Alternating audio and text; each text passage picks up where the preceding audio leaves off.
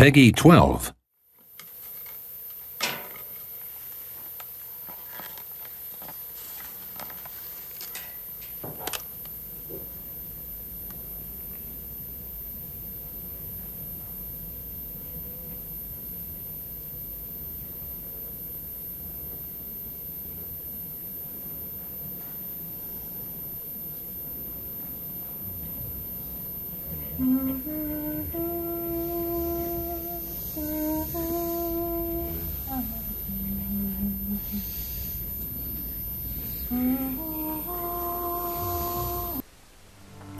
Qu'est-ce qu'on mate ce soir? Alors en réalité ça a pris un peu de temps pour que cette vidéo arrive, mais j'ai eu un paquet de trucs à gérer, donc j'ai mis un peu plus dedans, donc je vous prie de m'excuser si vous n'avez pas eu de film pour le dimanche soir. Enfin je suis sûr que vous avez été parfait pour trouver votre petit film de dimanche soir. Alors j'en profite au passage pour vous glisser que je serai pour les Brestois en conférence le 25 avril au Mouton à 5 pattes, donc qui est un bar dans Brest qui se trouve place Guérin, sur la question de la monstration et de la suggestion dans le cinéma d'horreur. Donc si ça vous tente, viendez les Brestois. Et j'ajoute aussi que je serai en conférence au passage au Capucin aussi, donc le 7 samedi donc prochain, et 11 avril pour la conférence, c'est-à-dire qu'il y aura projection avec présentation le 7, donc du film Mr Babadook de Jim Firkent, qu'on aura peut-être l'occasion de chroniquer ici.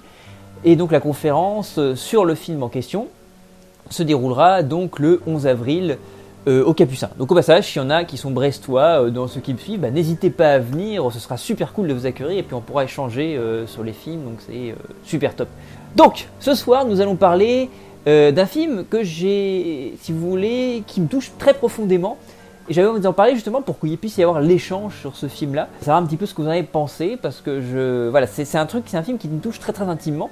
Donc j'avais envie de vous le présenter pour pouvoir avoir vos retours. Donc il sera question ce soir de Lovely Molly, film d'Eduardo Sanchez. Eduardo Sanchez que vous connaissez pour avoir réalisé le premier Blair Witch, de Blair Witch Project original si vous voulez.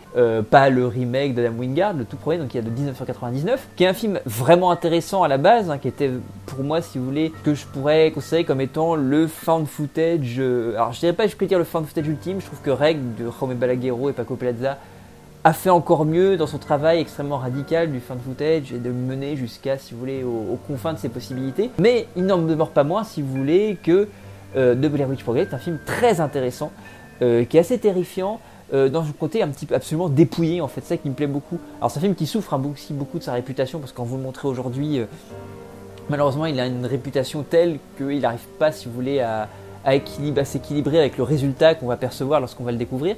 Mais c'est un film vraiment très intéressant et qu'il faut replacer encore une fois dans un contexte. Le problème c'est qu'Eduardo Sanchez, la suite de sa carrière, elle est quand même vachement moins intéressante. Il va réaliser un truc qui s'appelle Altered aussi, qui est très mauvais.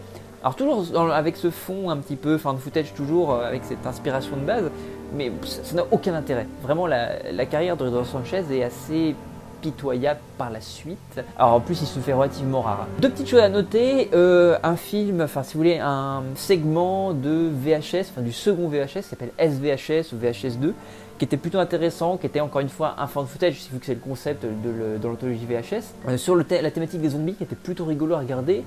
Et très récemment, il a réalisé Exist aussi, qui est un found footage complètement débile sur fond de Bigfoot. C'était complètement con, mais ça avait le mérite d'être plutôt rigolo à ramater. C'est un divertissement vraiment bas du front et crétin. Mais dans ce côté crétin et nanardesque, il en devient vraiment très drôle à mater. Donc je vous le conseille si vous avez une petite soirée nanar à vous taper. Exist de Eduardo Sanchez.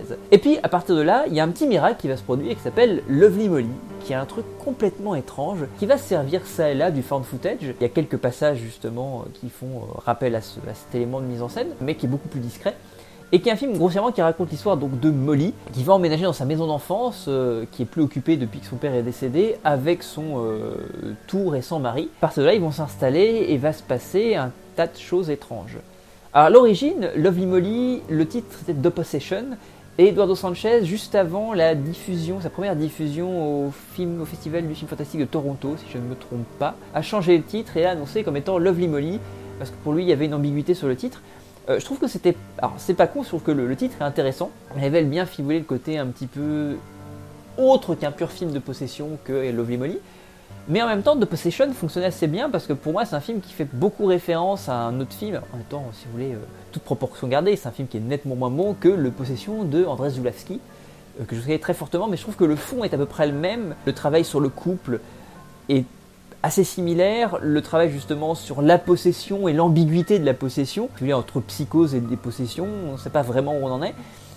Et tout ça fonctionne vraiment très bien, et je pense aussi sur les quelques visions fantastiques du film aussi, c'est deux films qui se rapprochent beaucoup. Donc à partir de là, c'est un film qui moi me touche très personnellement, c'est-à-dire que je vais vraiment parler en mon nom parce que c'est un film qui me triture beaucoup. Il y a une vraie ambiance dans ce film-là, il y a un côté il y a ce côté American White Trash qui fonctionne très bien et qui est concentré encore une fois dans ça. Je vais pas dire que c'est un huis clos, mais il y a quand même une unité de lieu, plus ou moins, ça se passe vraiment là. On est très très proche de Molly toujours. Donc on travaille sur sa perception des choses. Et ça c'est intéressant, c'est-à-dire que c'est un vrai film fantastique dans la mesure où il se pose sur la notion de point de vue. C'est un film qui traite du point de vue. On est toujours du point de vue d'un personnage. Et c'est ce point de vue qui va nous faire percevoir la réalité, donc comprendre ce qu'on est en train de voir, puisque percevoir, je le rappelle, c'est comprendre ce qu'on ressent d'un point de vue sensitif. C'est ça qui va nous faire percevoir la réalité de diverses manières. Donc c'est très intéressant parce que le film entretient vachement cette ambiguïté du fantastique, cette inquiétante étrangeté au sens freudien, qui est de dire le fantastique va jaillir du quotidien le plus confondant, le plus médiocre pour le coup dans une certaine mesure. Et c'est vraiment cette petite divergence, cette petite grippage dans le rouage qui va faire qu'on va être soudainement confronté à l'étrange. Et ce grippage, si vous voulez, dans le rouage, il est la conséquence d'un point de vue posé sur la réalité.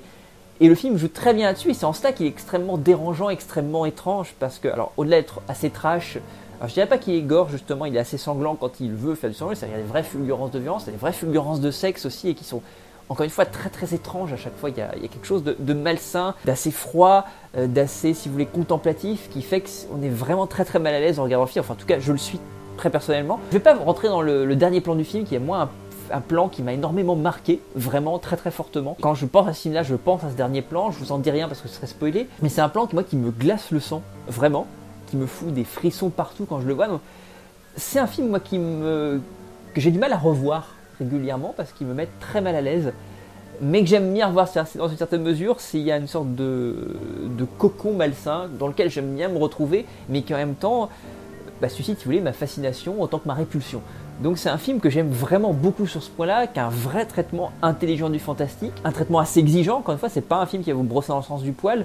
Quand on parle d'un film de possession ou de hantise, on pourrait assimiler le film, si vous voulez, si on le classe dans un genre un peu plus précis. C'est pas un film qui va vous brosser dans le sens du poil. C'est pas un film qui va faire du James Wan ou qui va faire n'importe quelle production Blumhouse qu'il fait du fantôme ou de la créature de Da ou du démon, etc. Non, là au contraire, c'est très exigeant, ça vous demande un effort intellectuel, ça vous demande un effort viscéral aussi, je pense. On peut considérer que c'est un film qui n'est pas forcément facile à regarder. Ça vous demande un effort ce qu'on vous demande de moins en moins, qui est de rentrer, pénétrer dans un univers pleinement, accepter qu'on vous frustre, parce que c'est un film qui va vous frustrer volontairement et je trouve ça vachement cool. Parce qu'il le fait bien, c'est-à-dire qu'on peut vous frustrer de la mauvaise manière, lui il vous frustre volontairement et il le fait extrêmement bien en vous montrant le moins possible, en distillant des petits éléments, sans plonger tête baissée dans le truc et apparaître trop bourrin et vous en donner trop. Non, il va vous en donner le minimum pour laisser travailler votre imaginaire derrière. Et c'est vraiment intéressant. Il y a des tas d'interprétations si vous voulez possibles, et même sans parler d'interprétation de sous-texte ou quoi que ce soit, le film vous laisse, si vous voulez, imaginer, même si vous voulez, la mythologie qui est derrière, parce qu'en effet le film s'applique sur une mythologie particulière que je trouve intéressante justement, mais il vous en donne pas trop, à vous de vous imaginer un petit peu ce qu'il en est. Donc Lovely Molly, c'est un film absolument fascinant, je trouve, qui est totalement imparfait, hein, on est d'accord, je ne traite pas Lovely Molly comme un chef-d'œuvre absolu, c'est juste un très bon film, un très bon petit film qui a cette capacité de ne jamais vous prendre pour un con, et de vraiment, si vous voulez, vous immerger, de travailler une ambiance. Et ça, c'est suffisamment rare pour être signalé, pour être souligné, pour être appuyé. Donnez-moi tout ce que vous avez envie de dire dessus dans les commentaires et n'hésitez pas à me dire voilà qu'est-ce que vous avez pu ressentir à la vision de Lovely Molly, parce que ça sera vraiment intéressant et ça peut-être que ça me donnera des points de réponse sur pourquoi le film me met aussi mal à l'aise, me terrifie autant, parce que je pense qu'il y a vraiment l'idée de peur. C'est un film qui fait vraiment peur, je trouve. Voilà, je vous souhaite une bonne soirée. Vous inquiétez pas, les autres vidéos arriveront un peu plus vite. C'est juste que là j'ai été un petit peu pris, peut-être aux conférences pour certains qui arrivent dans les prochains jours. Je vous souhaite une très très bonne soirée, un très bon film donc, et je vous dis à très bientôt, salut!